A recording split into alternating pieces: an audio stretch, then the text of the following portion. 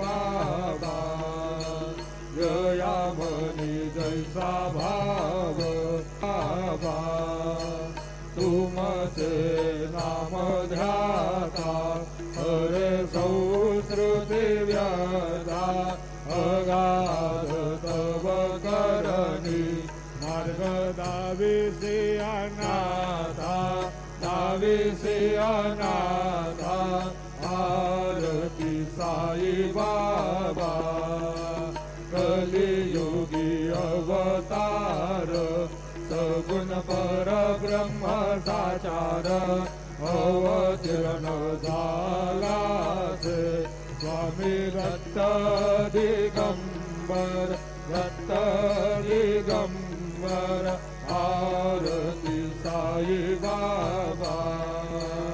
आठा दिवसा गुरुवारी भक्त करी देवारी प्रभु पद पावया भव भय निवारी भय निवारी आरती साई बाबा माझा निजलय ठेवा तव चरण रज सेवा मागण्याची आता तुम्हा देवाधिदेवा देवाधिदेवा आरती साई बाबा इच्छित दिन चातक निर्मल तोय निज सुख आजावे माधवाया संभळ आपुले भाक आपुले भाक आरती साई बाबा सौख्यदाता राजीवा शरण रजातली यावा दासा विसावा भक्ता विसावा आरती साई बाबा शिर्डी माझे पंढरपूर साई बाबा रमावर बाबा रमावर साई बाबा रमावर शुद्ध भक्ती चंद्रभागा भाव कुंडलिक जागा कुंडलिक जागा भाव कुंडलिक जागा याहू याहू अवघे जन करू बाबांचे वंदन साईंचे वंदन करू बाबांचे वंदन करू म्हणे बाबा साई धाव पाव माझे आये पाव माझे आये धाव पाव माझे आये घालील टाकन बंदेल चरण डोळ्याने पाहिन रूप तुझे प्रेमे अलंकित आनंद बोलिन भावे वाळील म्हणेल नाम त्वमेव माता च पिता त्वमेव त्वमेव बंधुत सखा त्वमेव त्वमेव वीर्या द्रविणं त्वमेव त्वमेव सर्वं मम देव देव कायेन वाचा मनसेन्द्रियर्वा बुद्ध्यात्मना वा प्रकृति स्वभावात् करोमि यज्ञं सकलं परस्मै नारायणाय समर्पयामि अच्युतं केशवं रामनारायणं कृष्णदामोदरं वासुदेवं श्रीधरं माधवं गोपिकावल्लभं जानकीनायकं रामचन्द्रं भजे हरे राम राम राम हरे हरे हरे कृष्ण कृष्ण कृष्ण हरे हरे श्री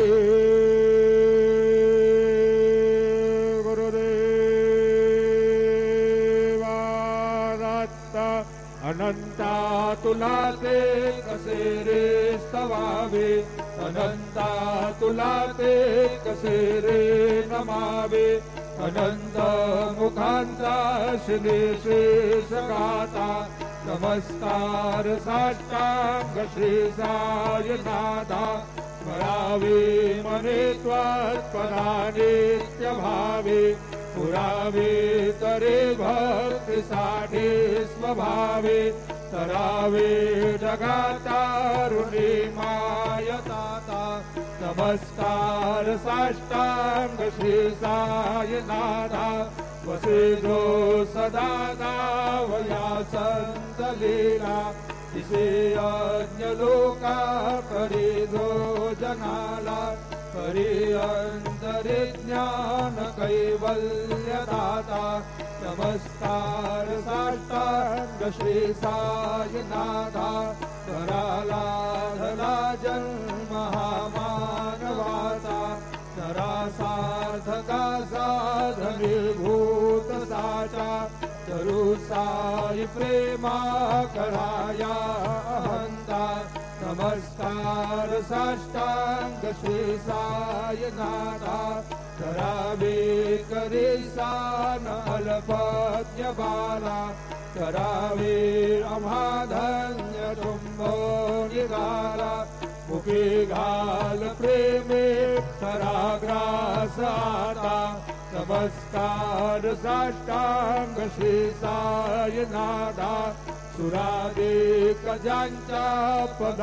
पदावंगिताते सुखादेक जाते समानत्व देते प्रयागादि तीर्थे पदी रहोता नमस्कार साष्टांग श्री साईनाथा तुझा ज्या पदा पाहता गोपबाले सदा रंगलेचे स्वरूपे मिळाले करी रास क्रीडा सवे कृष्णनाथा नमस्कार साष्टांग श्री साईनाथा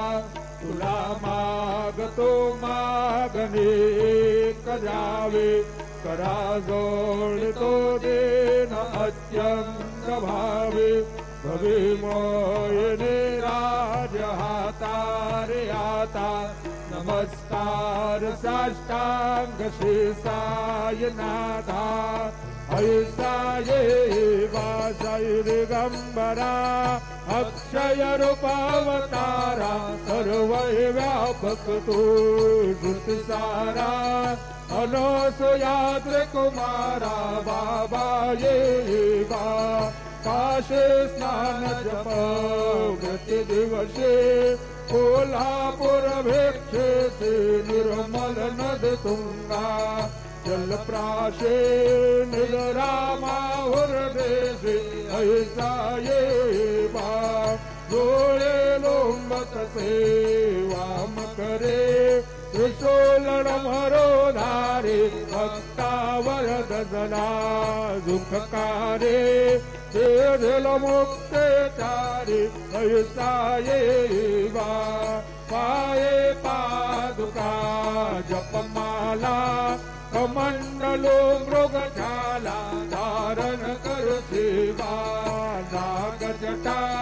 मुकुट शोभतो माता ऐसा ये बा तत्पर तुझा यादे अक्षय जाते धनले लक्ष्मी वास करे नरदने रक्षस संकट वारुणी ऐसा ये बा या पर ध्यान गुणे गुरुराया दृश्य करे नयनाया पूर्णानंद सुखे एकाया लावे से हरे गुण गाया ऐसा ये बा साई दिगंबरा अक्षय रूपावतारा सर्व ही व्यापक तो श्रुति सारा अनसुयात्र कुमारा बाबा ये बा सदासत्स्वरूपं चिदानन्दकन्दं जगत्सम्भवस्थान संहारयितुं स्वभक्तेच्छयामानुषं दर्शयन्तं नमामीश्वरं सद्गुरुं साईनाथं भवद्बान्धविधवो समार्ताण्डवीर्यं मनोवागतीतं मुनिर्ध्यानगम्यं जगद्व्यापकं निर्मलं निर्गुणं त्वा नमामीश्वरं सद्गुरुं साईनाथं भवाम्भोधिमग्नार्जितानां जनानां आश्रितानां स्वभक्ते प्रियाणां समुद्धारणार्थो कलौ भवन्तं नमामीश्वरं सद्गुरुं सायिनाथं सदा निम्बवृक्षस्य मूलाधिवासात् सुधास्त्राविनं तीर्थमप्यप्रियन्तं तरुङ्कल्पवृक्षाधिकं साधयन्तं नमामीश्वरं सद्गुरुं सायिनाथं सदा कल्पवृक्षस्य तस्याधिमूले भवद्भावबुद्ध्या सपर्यादिसेवां तृणां पूर्वतां भुक्तिमुक्ते प्रदन्तं नमामीश्वरं सद्गुरुं सायिनाथम् अनेकाश्रुतातर्कलीलाविलासै समावेशकृतेशानभास्वत्रभावम् अहं भावहीनं प्रसन्नात्मभावं नमामीश्वरं सद्गुरुं सायिनाथं सदां विश्रमाराममेवाभिरामं सदा सज्जनैः संस्तुतं सन्नमध्ये जनामोदतं भक्तभद्रप्रदन्तं नमामीश्वरं सद्गुरुं सायिनाथं भजनुमार्यमेकं परब्रह्म साक्षात् स्वयं सम्भवं राममेवावतीर्णं भगवद्दर्शनात् पुनीता प्रभुवं नमामीश्वरं सद्गुरुं सायिनाथं श्री सायेश कृपानिधेऽखिलनृणां सर्वार्थसिद्धप्रद युष्मत्पादरजप्रभावमतुलं दाता विवक्ता क्षमः सद्भक्त्या शरणं कृताञ्जलिपुर सम्प्राप्तोऽस्मि प्रभो श्रीमत्साय परेश पादकमला नान्यच्छरण्यं मम सायि रूपधर राघवोत्तम भक्तकाममिबुधद्रुमं प्रभु माययोपहत चित्तशुद्धये चिन्तयाम्यहमहर्निशं मुदा शरत्सुधांशु प्रतिमं प्रकाश कृपातपात्रं तव सायिनाथ त्वदीयपादाब्जसमाश्रितानां स्वच्छायया तापमपाकरोतु उपासनादेव सायिनाथ तवेन्मयोपासनिनास्तुतस्त्वं रमेन्मनोन्मे तव पादयुगमे भृङ्गो यथाब्जे मकरन्दलुब्धः अनेकजन्मार्जितपापसंशयो भवेद्भवदपादसरोदर्शनात् क्षमस्व सर्वानपराधपुण्यका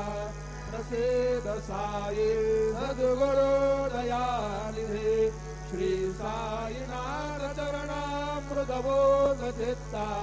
तत्पादजीवनरता सददञ्ज भक्त्या संसारजन्यदुरितो धविनिर्गतास्ति कैवल्यधाम परमं समवाप्नुवन्ति स्तोत्रमेतत्पठेद्भक्त्या यो नरस्तन्मना सदा सर्वगुरु सायिनाथस्य कृपापात्रं भवेत् ध्रुवम् वृषो मम प्रियाम्बिकामगवरे पिताये रुषो मम प्रियाङ्गना प्रियसुतात्मजाहि रुषो भगिनी बन्धुहे श्वशुरसासुभाये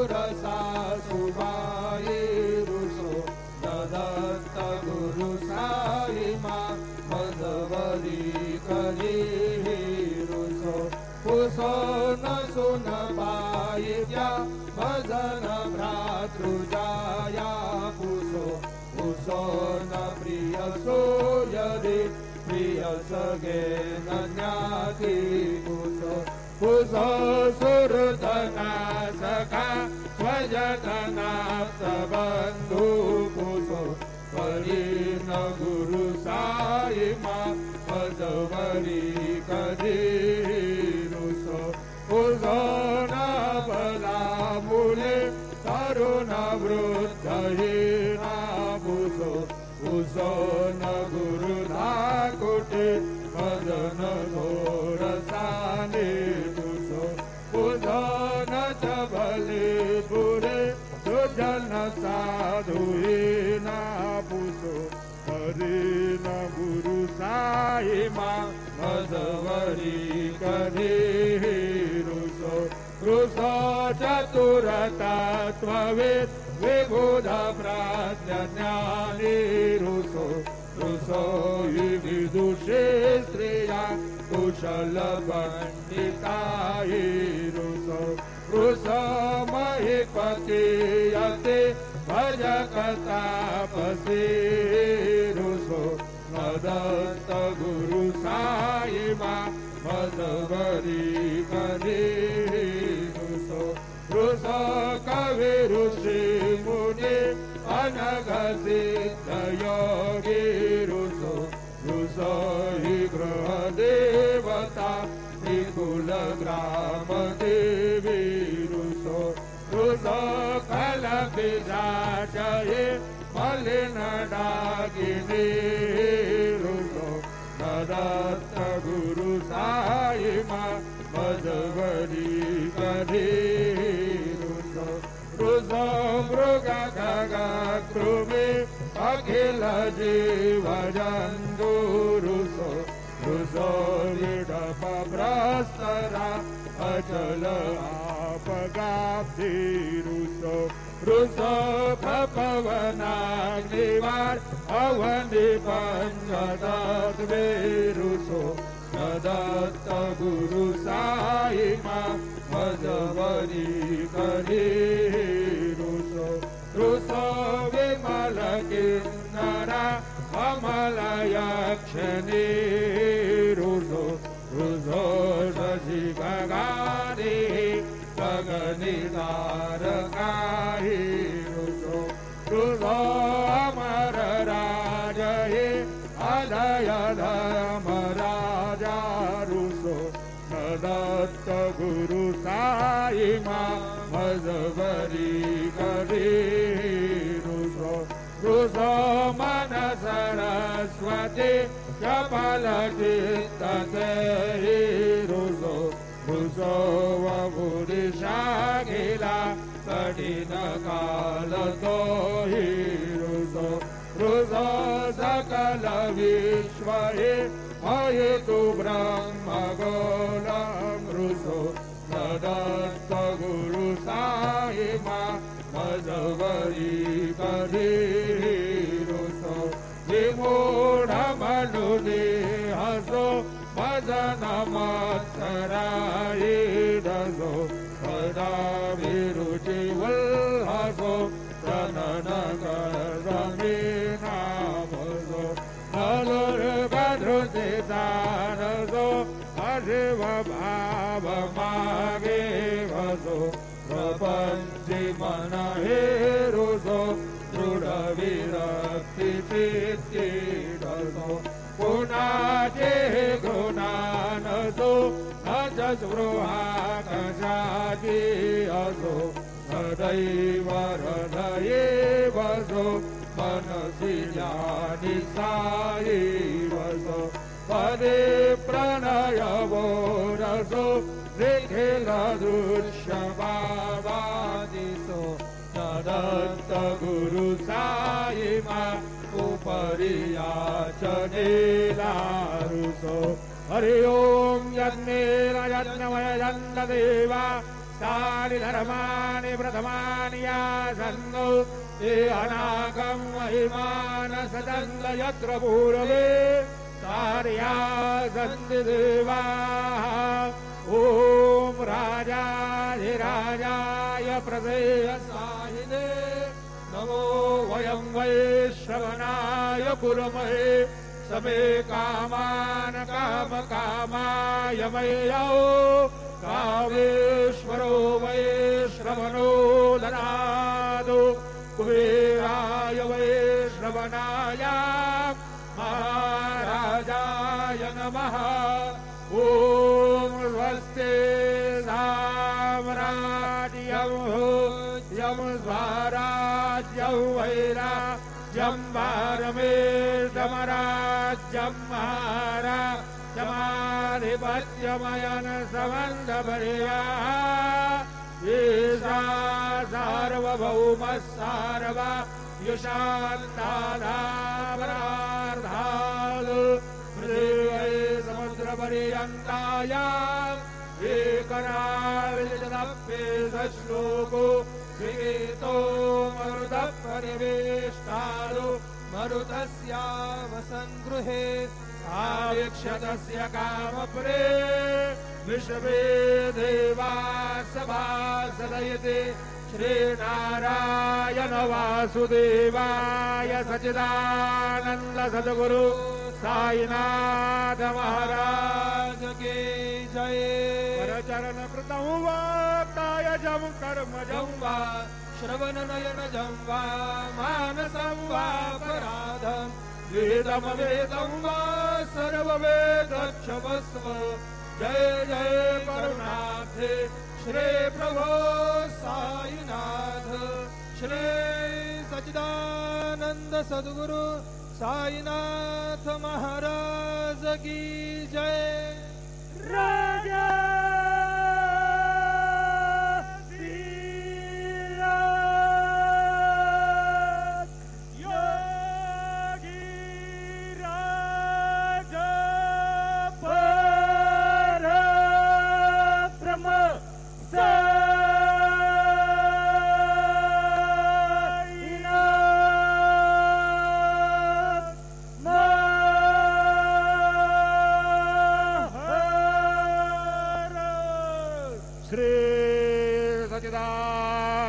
सद्गुरु साईनाथ महाराज के जय। ओम बृहस्पति अधियोदरजो अर्हाद्विमदविभातु क्रतु मज्जनेखु चत्तीदयच्छप्पसरित प्रजातदसभा शूद्रवीनं भेदितरम् गोदावरया प्रवाहो विलसति यदुदक् पार्श्वतो योजनैकमो प्रादुर्भूतवात्मभूतया निशिजमितमहे शीलधे क्षेत्रधाम्नि सर्वज्ञातिर्यवृन्दैर्विविधजनपदैर्दागदैस्तूयमान पूर्णब्रह्मैव साक्षात् उदयति भुवनं पावयन् सायिनाथ। गुरुर्ब्रह्मा गुरुर्विष्णु गुरुर्देवो महेश्वरा गुरुः साक्षात् परब्रह्म तस्मै श्री गुरवे नमः। सद्गुरु साईनाथ गुरुवे नमः। सायं पूजनार्थे ध्यानम् आवाहनं समर्पयामि। चन्दनं त्वां नन्दर्वा अघनस्वामिन्द्रस्वां बृहस्पतिः स्वामोघदे सोमो राजा विद्वान् यक्ष्मात्मुच्यतु। चन्दनं समर्पयामि अक्षन्नमे मदन्तय वप्रिया अधूघद अस्तोघद स्वभानवो विप्रान विस्मयामदीजोजान् विन्द्रते हरि अक्षलान् समर्पयामि। अहिरेव भोगैः वर्जेति बाहुञ्जाया हेतिं परिवाधमानः हस्तगणो विषवान् वयोनानि क्षवान् भूमान् भूमाक्रोशं परिपातु कृशवताः हरिद्रादि कुङ्कुमनाना परिमल सकल सौभाग्यद्रव्याणि समर्पयामि। श्रीवन्तिका बकुलचम्बकपाटलाब्जै पुन्नागजाति करवे रसालपुष्पैः बिलवप्रवाल तुलसी दलमालतीभिः त्वां पूजयामि जगदीश्वर ईश्वर मे प्रसीदोर्दुकालोद्भवपुष्पं समर्पयामि सायंकाले महानैवेद्यं निवेदयामि ॐ प्राणदा अपानदाप्यानदा परजोदा परिबोधाः अन्यांस्ते असमदबन्धुहेदयाः पावको असमभ्यको शिवो भव चतुष्को नोपरि नैवेद्यपात्रं निधाय गायत्रीमन्त्रेण पात्रान् प्रोक्षयेत् धेनवाः अमृते कृत्यो दवा सत्येन परिसिञ्जामि नैवेद्यं निवेदयामि ॐ प्राणाय स्वाहा ॐ अपानाय स्वाहा ॐ व्यानाय स्वाहा ॐ उदानाय स्वाहा ॐ समानाय स्वाहा ॐ ब्रह्मणे नमः नैवेद्यमध्ये वार्यं समर्पयामि पुनर्नैवेद्यं निवेदयामि ॐ प्राणाय स्वाहा ॐ अपानाय स्वाहा ॐ व्यानाय स्वाहा ॐ उदानाय स्वाहा ॐ समानाय स्वाहा ॐ